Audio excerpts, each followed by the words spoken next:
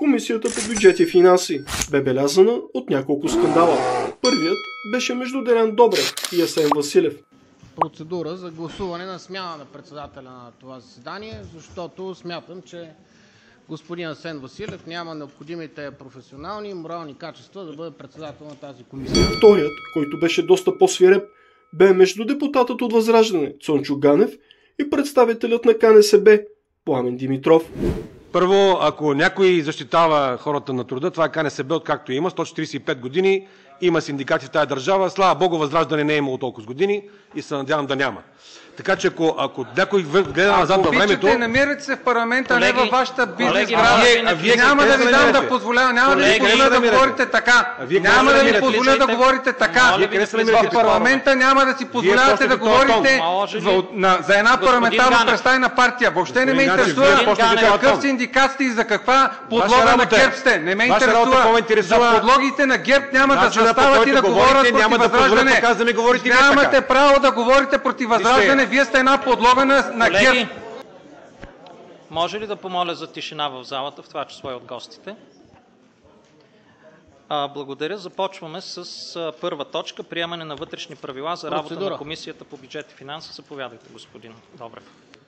Уважаеми господин председател, правя процедурно предложение за процедура за гласуване на смяна на председателя на това заседание, защото смятам, че господин Асен Василев няма необходимите професионални и морални качества да бъде председател на тази комисия.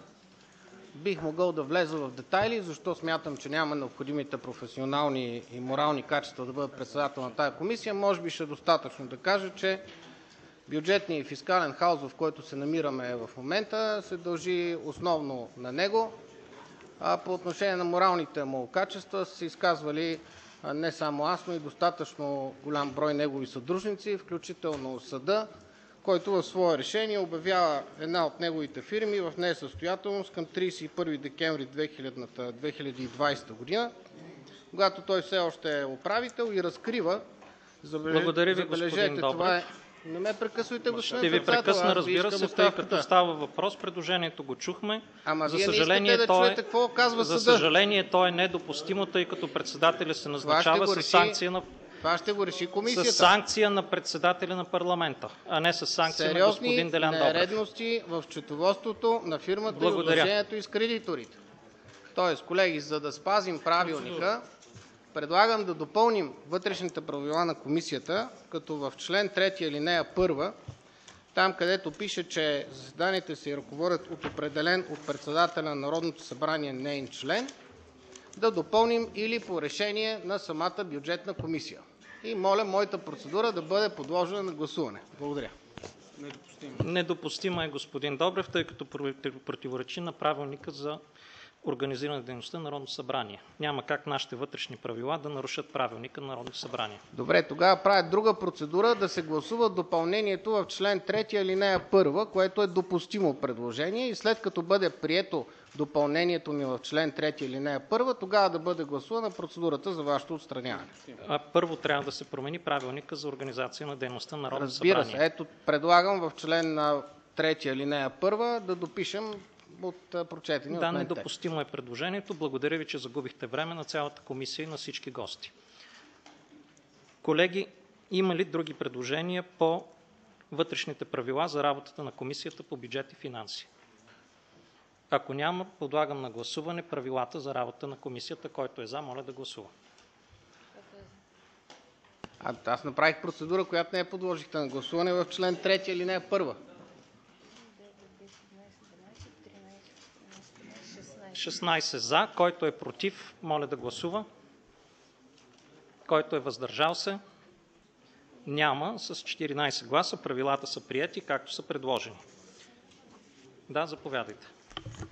Може ли да разясните по кой член на Правилника за организация и дейността на Народното събрание процедурата на господин Добрев не е допустима, защото аз не си спомням да има такива ограничения, тъй като комисиите работят по собствени правила. Току-що приехме тези правила, но въпреки това бих искала вашето становище като временно председателстващ Комисията по бюджет и финанси. На база на кой член от правилника вие аргументирате своето решение? Благодаря ви. члена на правилника, който определя начина за назначаване на председател на комисия, който става или с избор в зала, или с санкция на председателя на Народното събрание.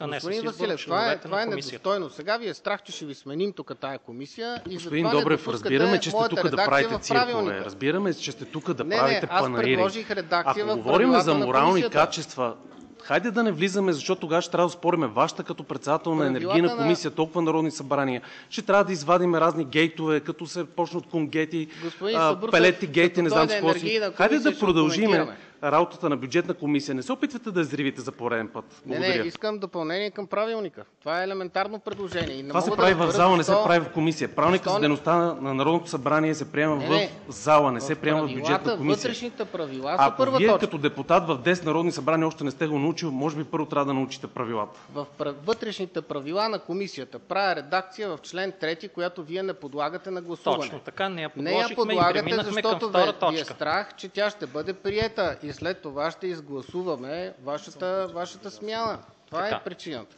Приети са правилата в текущия им вид, господин Добрев. Преминаваме към втора точка. Заповядайте, господин Ганев.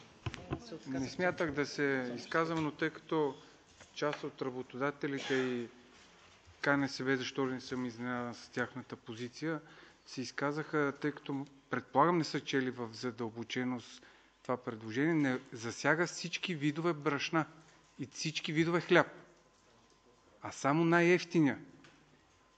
Само най-евтиния за хората, които се борят за физическото си оцеляване, а не тези, които си купуват слайсове кето хляб.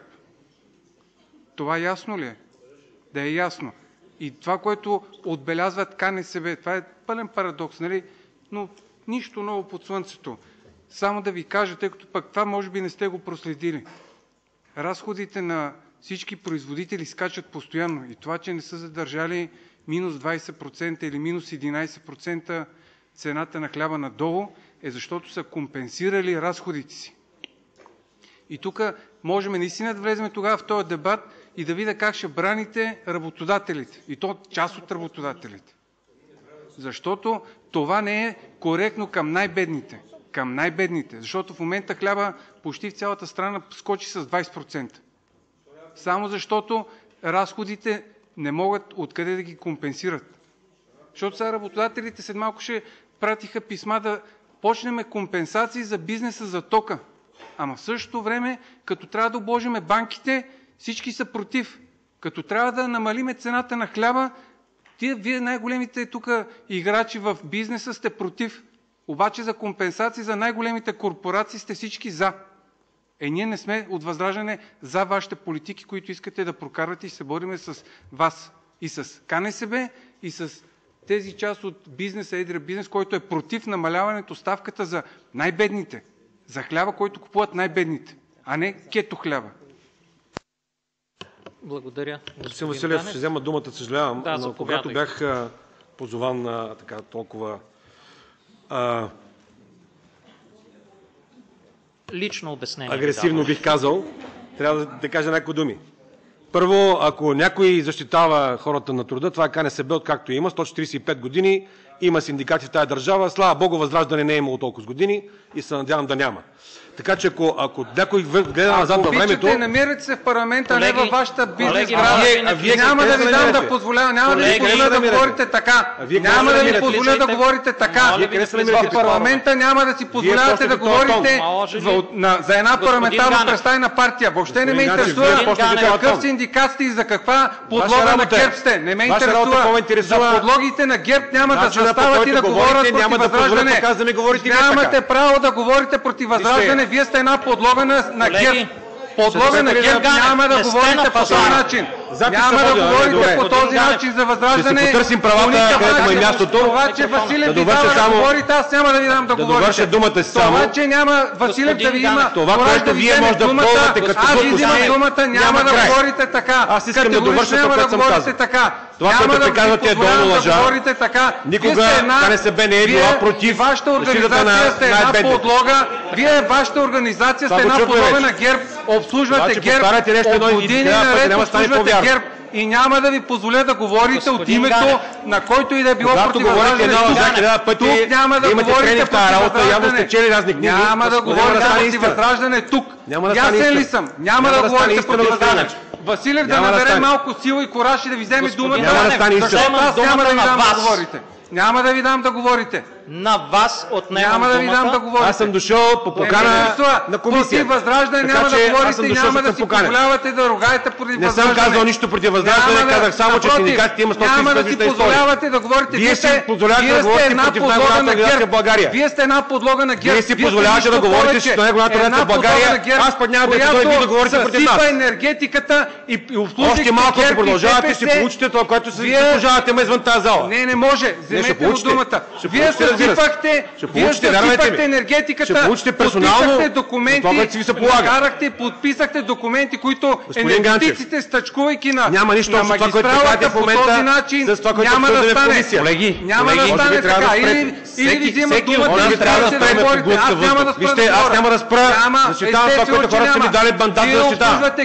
Вие обслужвате разни лумпени, които явно... Колеги, обявявам 5 минути почивка, за да може господин Ганев да се... Коментираме законопроект конкретен. Отивате на местни избори, заставате и издигате конкретен законопроект, коментираме в момента и няма да ви позволя да обслужите нашата организация. И обслужвате директно. Това сте вие. Подлоги на ГЕРБ. Цялата ви организация, която сте начало, сте подлоги на ГЕРБ. Нищо общо нямаме с ГЕРБ и не сме имали никога.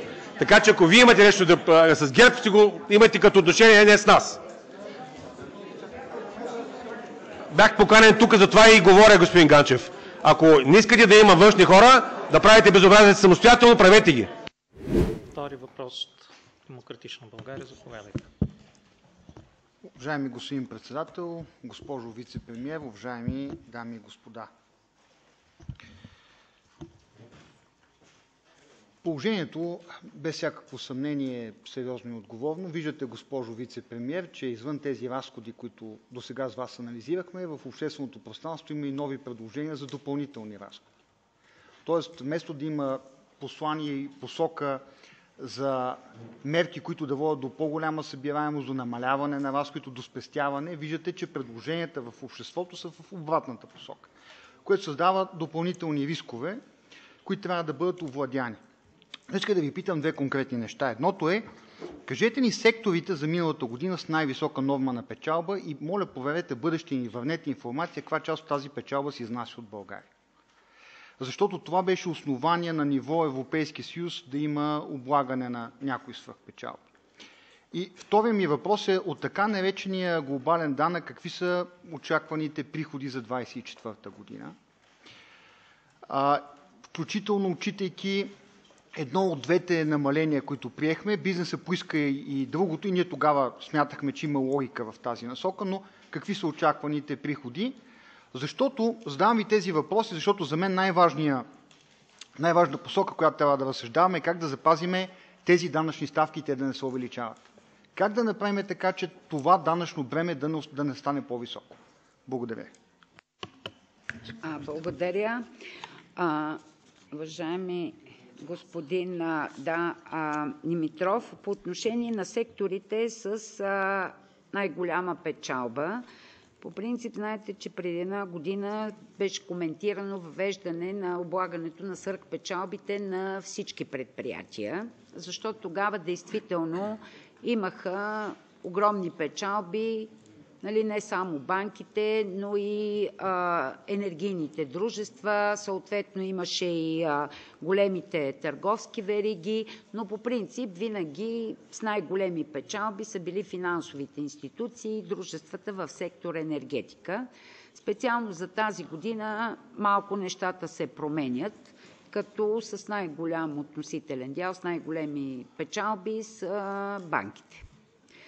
Ако се погледне за последните 3 години, всъщност имаме 3 пъти увеличение на печалбите в сравнение с 2021 и 2022 година.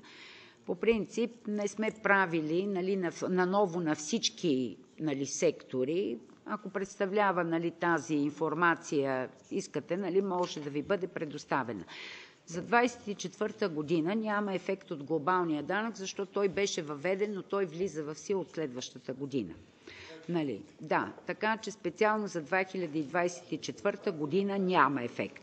Но това, което ми зададахте като въпрос, какво да се направи, за да не се дигат ставките и да се повишат приходите, ами единственият начин е това, което предлагаме – да се намали дела на сивата икономика. Значи, може би е хубаво да обясня за данъчните амнистии, защото явно има неразбиране. Започвам с първата амнистия, която, казах, се прилага както и от европейски държави, така се прилага и от трети големи страни. Първата е за декларирани и невнесени данъци.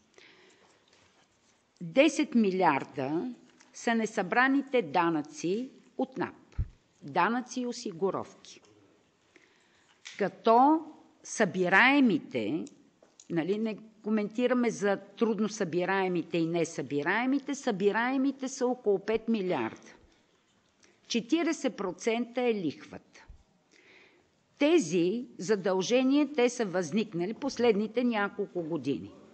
Ако една част не се събере от тях, те ще бъдат отписани подавно след 1 или 2 години. Нали? С амнистията, да, казваме по принцип едно от основните аргументи против амнистията е за морала. Това говориме за декларирани данъци, които не са укрити. Те са декларирани, но примерно по някаква причина дружествата не могат да внесат декларираните данъци и осигуровки. Това подпомага бизнеса, но подпомага и бюджета. Значи тя не се прави всяка година амнистията, това се прави еднократно. Примерно, ето като COVID, след пандемията, това е мярка, която да подпомогне и бизнеса, и бюджета. Защото след 1 или 2 години бюджета няма да събере нито главница, нито лихва. По отношение на втората амнистия. Съществуват 2 варианта на амнистия по отношение на физически лица и по отношение на юридически лица. На юридическите лица по принцип приеме, че дружество е декларирало 100 единици печалба. Знаете, че за тези всичките, които ме питате, изнасянето на печалби, отклонение от облагане, трансферно ценообразуване, това дори да се установи, много трудно се доказва в съда. Какво представлява амнистията на юридическите лица? По принцип прави се анализ колко при ревизии администрацията колко допълнително установява данъци и осигуровки. Примерно 10%. И се казва, ако дружеството декларира 15% допълнителна основа и на нея плати данък, администрацията го освобождава от ревизия. Тоест, администрацията преценява, че при ревизия не може да събере повече, примерно от 10 или 15% и казва, ако дружеството си плати това допълнително, съответно се освобождава от ревизия. Но, ако дружеството не се възползва от амнистията и администрацията влезе на ревизия, установи допълнителни данъци, мога да ви кажа в Румъния с колко ги облагат, с 60% данък. И всъщност тук въпрос е, може ли България да предложи подобно нещо и бизнесът ще се възползва ли? Да доплати нещо, което ще е безспорно и за двете страни и няма да се губи административен капацитет за ревизия, съответно дружествата няма да бъдат ревизирани от НАП и този капацитет да бъде насочен някъде другаде, както примерно сега е да бъде увеличен фискалния контрол, защото най-голям ефект се установява при него по отношение намаляване дела на сивата икономика. По отношение на физическите лица е по същия начин. Деклариране на доходи, които не са свързани с престъпна дейност, защото обикновено тези доходи те не са свързани с примерно пране на пари или финансиране на тероризъм, те по-скоро са свързани с укриване и невнасяне на данъци. И тъй като администрацията много трудно може да си събере и да докаже, за това се правят амнистиите. Нали? Нещо, което е безспорно и няма да се... Вие сами можете да прецените какъв ефект ще има от амнистиите. Благодаря.